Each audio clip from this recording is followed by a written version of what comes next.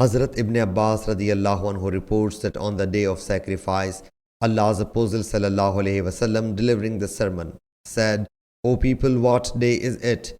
People submitted, "It is the sacred day." He sallallahu alaihi wasallam said, "What city is this?" People said, "The sacred city." He sallallahu alaihi wasallam said, "What month is this?" People said, "The sacred month."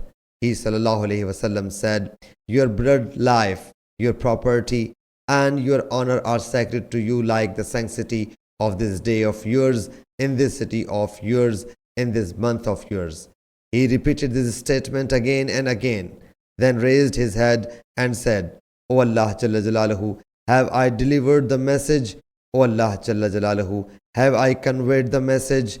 Hazrat Ibn Abbas radiyallahu anhu said, "By him in whose possession my soul is."